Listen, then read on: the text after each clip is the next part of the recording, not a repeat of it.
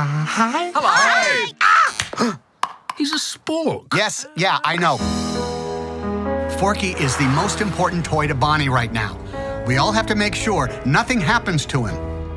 Woody, we have a situation. I am not a toy. I was made for soup, salad, maybe chili, and then the trash.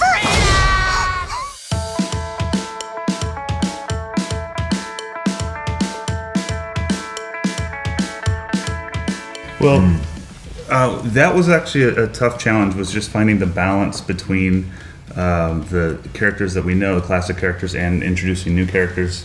The thing I always love about Toy Story films is every time there's these new characters and you kind of go, oh, I remember that, or I played with that, or I had one. And so we really wanted to do that here as well.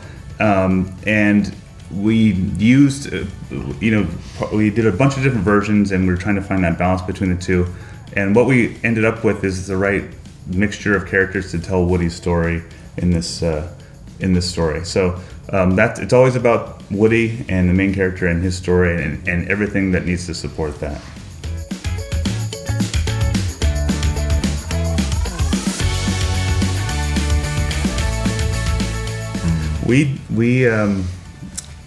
We thought of every ending because as we were working on it, I remember going up the whiteboard and listing every single possible ending that we could possibly do based on where we were beginning.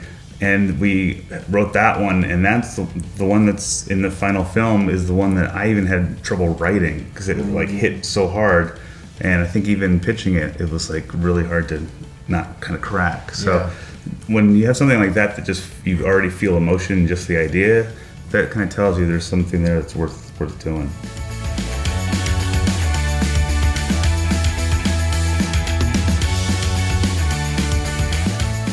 Yeah, feature films are kind of our main business at Pixar. That's our big focus.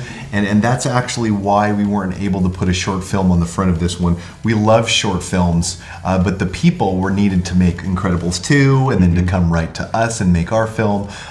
There is a great short film program called Spark Shorts that's giving kind of new voices the chance to rise up and tell their stories. 3 of them are on YouTube right now. The rest of them are coming on to Disney+.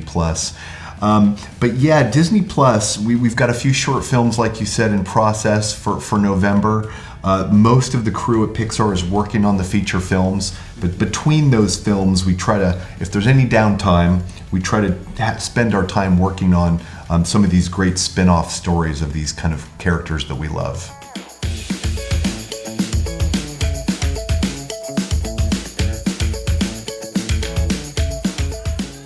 Yeah, right now our focus is just on the short films and kind of these as spin-offs for Disney+. Forky, it's a series of 10 short films called Forky Asks a Question. And each one, Forky is new to life. He's only been alive 3 days. It takes place just after they get back from their RV trip. And he spends time asking each character in the room questions about life. What is art? What is love? What is money? What is cheese?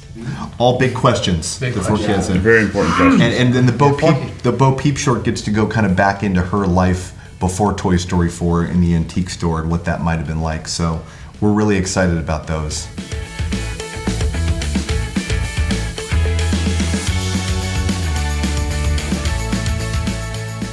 Yeah, it's almost more like the world, right? The world is the antagonist of Toy Story. It's a hard world to be in it. Well, Sid is part of that. The Prospector and Lotso and Gabby are the antagonist is always the opposite of your protagonist, of the main character, or kind of the mirror character. So with Gabby, she's been locked away in this cabinet for 60 years, and that's exactly how we start the movie with Woody. Is that he's in this closet, and if he stays there, if he didn't get in that backpack, he'd probably be kind of the same thing. So we specifically set out to show Woody here's somebody that's kind of living your fears, and what are you going to do about it? So I think it's interesting. In the first Toy Story, Woody himself is actually the antagonist.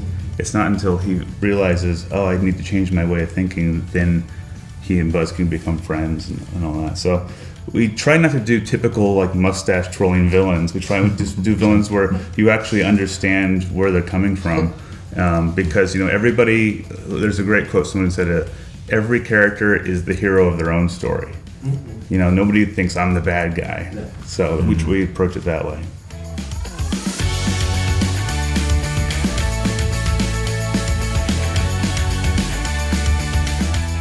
I think it's a combination of two things. It's the tools and the rendering and our ability at Pixar has advanced so much from, even the last couple three films.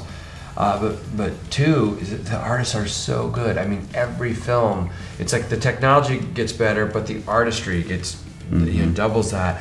So the crews we work with are so good. I think what we wanted is just, we kind of wanted to balance that look with what Toy Story is. The first three films have a specific visual grammar, so we didn't want to break that, but we wanted to plus it. It's like we wanted to get closer to things, show a little more detail, a little more of the wear and the age and the rain and the dust, so that you felt that what the toys feel with a little more clarity and weight. And that was kind of the goal. And so trying to balance that grammar with our new tools was sort of the challenge we faced. But we're proud of how it came out. Yeah. We feel that we were able to throw the audience into that world with a little more punch, On my way, Woody! To infinity and beyond!